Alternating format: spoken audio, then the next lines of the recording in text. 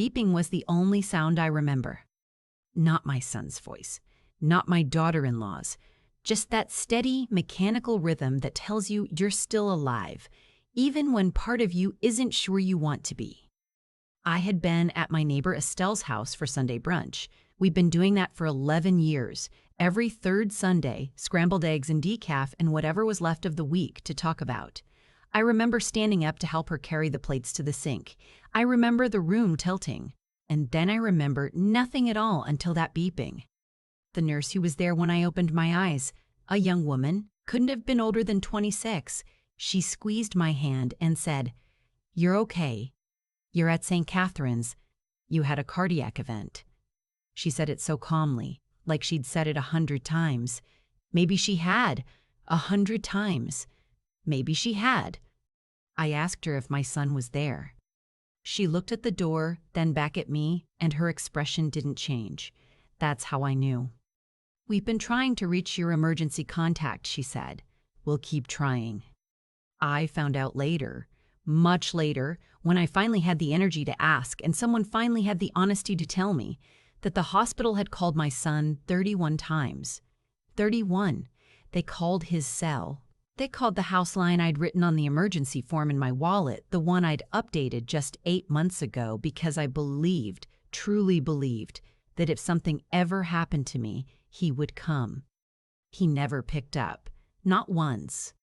I lay in that hospital bed for 4 days before I saw a familiar face, and it wasn't his. I need to back up a little so you understand what this meant.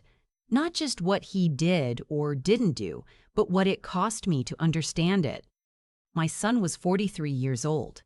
His name is not important, but the version of him I'd held on to in my mind for decades. That version matters. He was my only child. I had him when I was 29, in the middle of a difficult marriage that eventually ended when he was 12. I raised him mostly alone after that. His father was present in the way that some fathers are present. Physically, occasionally, emotionally elsewhere. I drove my son to every practice, every school play, every early morning orthodontist appointment before work. I took a second job when he was in high school so he could go on the class trip to Washington, D.C. I paid for 2 years of community college and then helped him transfer to a state university. I was not a perfect mother, but I was a present one. He married young, 25, to a woman I will call my daughter-in-law, though that title has never felt earned on her end. She is competent. She is organized. She keeps a clean house and sends Christmas cards on time. And she has, for the entire 18 years of their marriage, treated me with the kind of politeness that is really just a well-maintained wall. I was never cruel to her.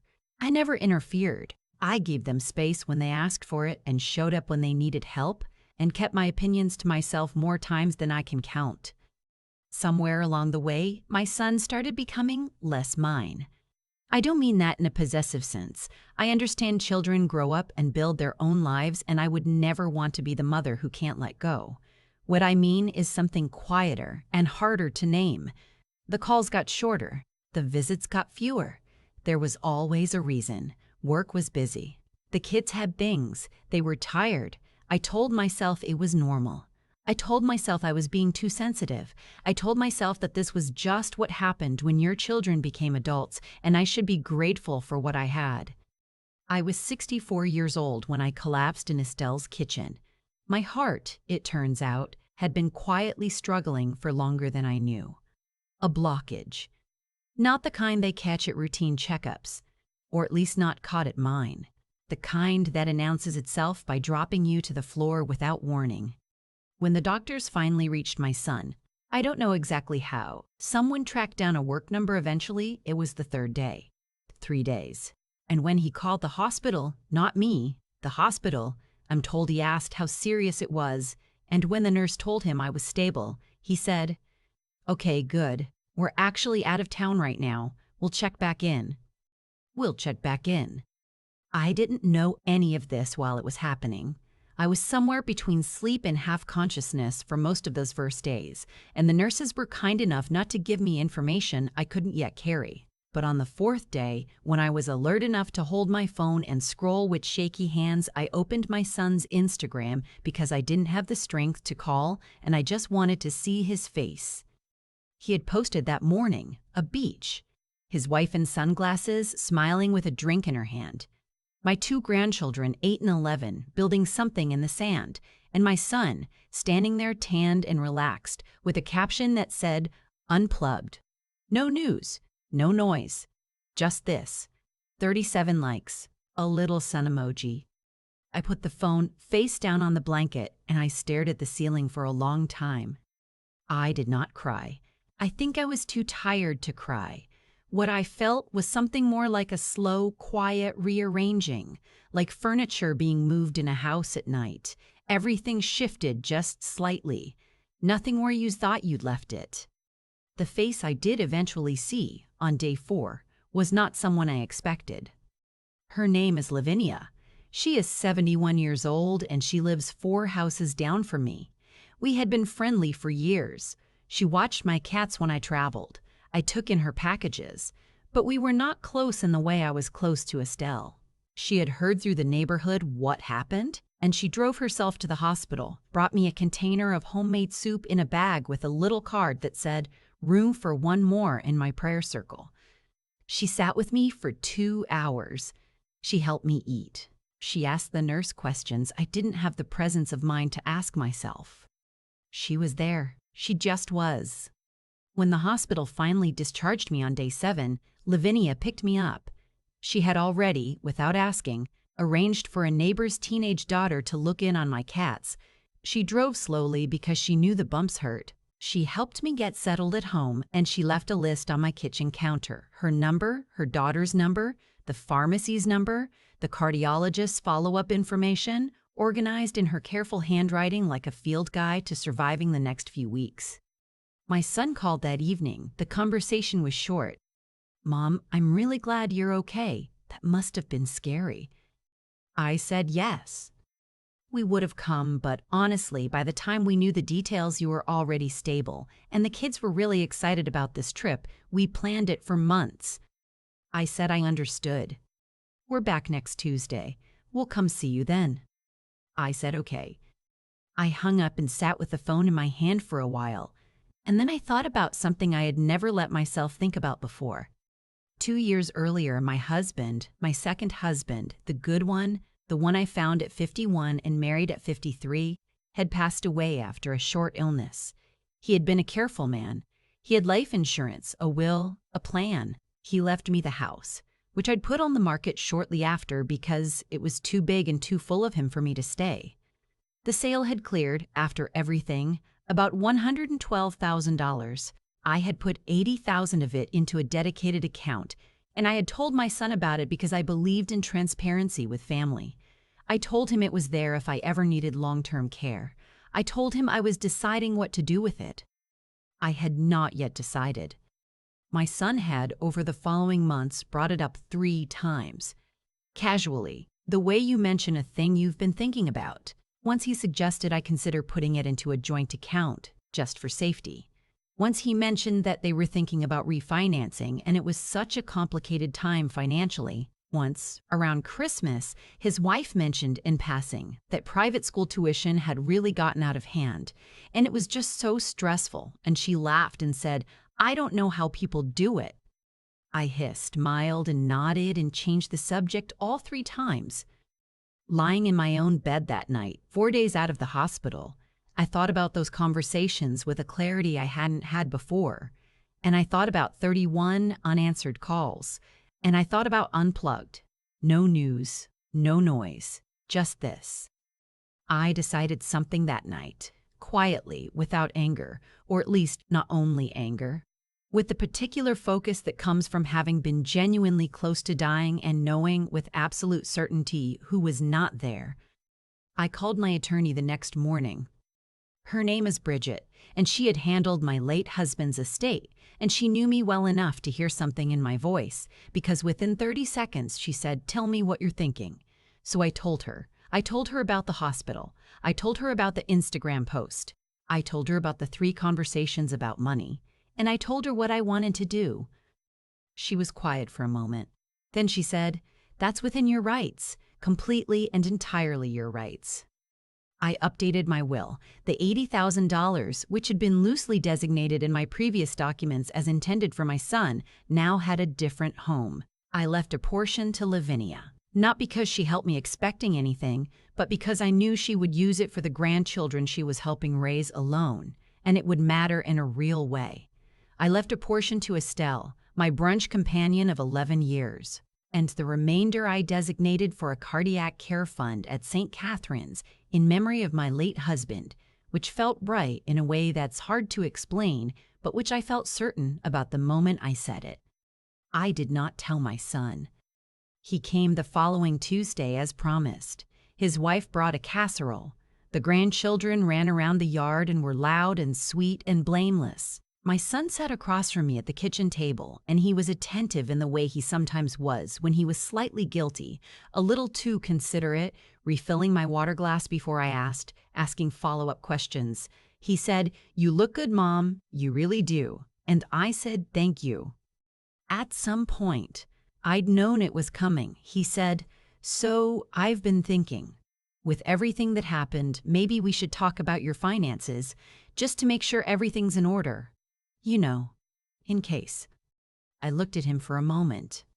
"Everything's in order," I said. He nodded. "Good, good. The account, the 80,000, is that still?" "Everything is in order," I said again, pleasantly, clearly. Something shifted in his face, not dramatically, just a slight recalibration. He moved on. They stayed for 2 hours. When they left, I stood on the porch and watched them back out of the driveway, and I felt something I hadn't expected to feel. Not satisfaction exactly, not triumph. More like the relief of putting something down you've carried a long time without realizing how heavy it was. The weeks that followed were quieter than I'd expected. Lavinia came by often, not constantly, not in a way that was ever intrusive, just with the particular attentiveness of someone who has decided you matter. Her granddaughter, Imogen, 14 and unexpectedly funny, started stopping by after school occasionally, and she would sit at my kitchen table and eat an apple and tell me about whatever drama was happening in her 8th grade social life. And I found myself genuinely entertained in a way I hadn't been in a long time. I went to cardiac rehab 3 mornings a week. I learned things about my own heart I hadn't known, and not just the medical things. My cardiologist, a direct and decent man named Dr. Ferreira, told me that stress, chronic, suppressed, unacknowledged stress, was a measurable contributor to the kind of event I'd had. He didn't say it as an accusation. He said it as an imposition. I thought about that. I had been swallowing things for a long time, swallowing the shortness of the calls, swallowing the polite wall my daughter-in-law kept between us, swallowing the comments about money, telling myself it wasn't that bad. It wasn't really what it seemed. He still loved me in his way, I hissed, made myself smaller and quieter and more convenient, and I had called that being a good mother. My heart had disagreed. About 6 weeks after I came home from the hospital, my son called on a Wednesday evening. He started normally enough. How was rehab? How was I feeling? And then his voice shifted into a register I recognized. A little tighter, more careful. "Mom, I want to ask you something directly." He paused. "We've been talking, and we're wondering, have you done anything with the account? The one from the house sale?" I kept my voice even. "Why are you asking?" We care about you, and we want to make sure you're taken care of. That money is a lot for one person to manage alone, especially after what happened, and we thought maybe it made sense to." "I've taken care of it," I said. "Taken care of it how?" "I've updated my estate plans. Everything's in order." A silence. Then, Did you change your will?" "I updated my estate plans," I said again. "I did that because I almost died and my affairs needed to reflect my current situation and wishes. That's a reasonable thing to do." The silence this time was longer. "Mom." His voice had changed completely now. The carefulness was gone. "I don't understand. We're your family. You don't think we deserve to know?" I think you deserve to know that I love you, I said. And I think I deserve for someone to answer the phone when the hospital called 31 times. I hadn't planned to say that. It just came out, clean and clear, like something that had been waiting in a room for months and finally found the door unlocked. My son didn't have an answer for that. He made a sound that might have been the beginning of an explanation, and then he stopped. I'd end here. There's something you need to see, trust me, I hissed. Not to talk about money, just to come see me, bring the kids, stay for dinner. Let's just have a normal evening together. I meant it. Whatever had shifted in me, whatever I had finally set down, it hadn't taken him with it. He was still my son. I still loved him in the way that is not really a choice, the way you love someone you have known since the very first second they existed in the world. But love, I had learned, was not the same as access. It was not the same as inheritance. It was not an obligation I owed regardless of how I was treated. He came the following Saturday. He came alone. His wife had a thing, he said, and the kids had a birthday party, but he came. He sat in my kitchen and I made coffee, and neither of us spoke about money or wills or what had happened in those 4 days at the hospital. At some point, he said quietly, "I'm sorry I wasn't there, Mom." And I said, "I know." And that was all we said about it, and somehow it was enough to begin with. He has called more often since then. I don't know what that will look like in a year. I don't know what our relationship will grow into or shrink to, but I know something now that I didn't know before I collapsed in Estelle's kitchen. I know what I'm worth, and I know who showed up to remind me when the people I expected had silenced their phones and posted photos and called it an unplugged weekend.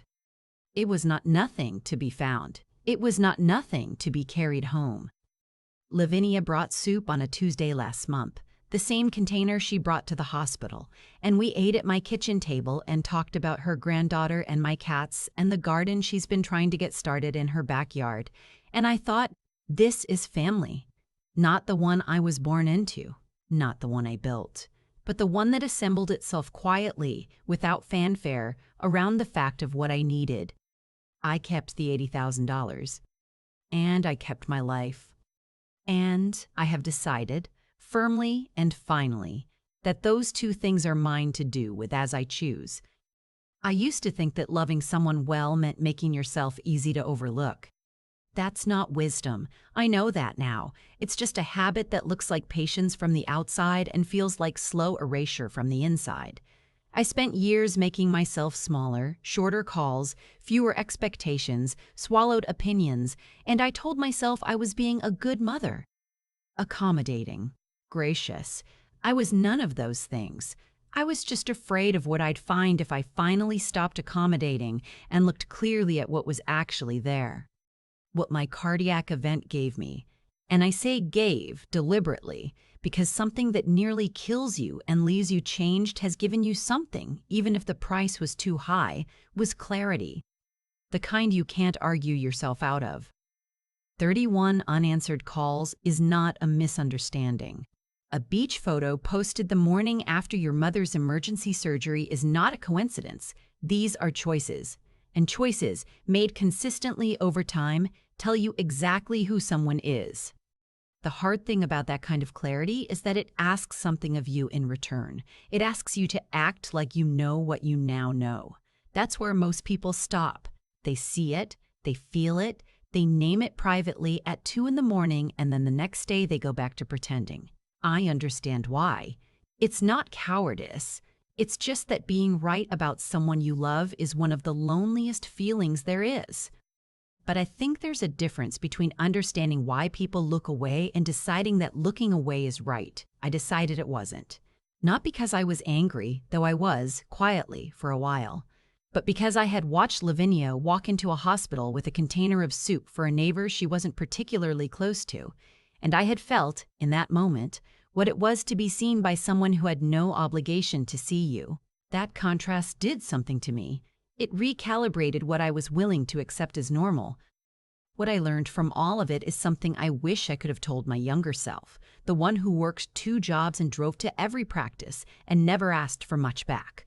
Your worth is not something you earn by making yourself convenient. It exists independently of how useful you are to other people. And the moment you start treating it that way, protecting it, being honest about when it's being violated, making decisions that reflect it, something shifts, not just in your circumstances, in you. My son and I are finding our way back to something.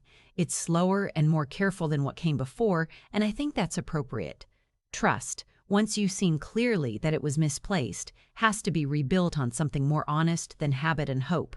I'm willing to do that work, but I'm doing it with my eyes open now. Lavinia came by last week, and we sat on my porch until the sun went down. We didn't talk about anything important. We talked about her garden and my cats, and whether the new bakery on Clemens Street was actually as good as everyone said. And I thought, this is what it looks like when someone chooses you. Not in a grand gesture, not in a crisis, just on a Tuesday evening because they wanted to be there. I kept the $80,000, and more than that, I kept the understanding of what it represented. Not money, but a boundary, proof that I had finally decided my own life was worth defending. That decision cost me something. It also gave me back everything.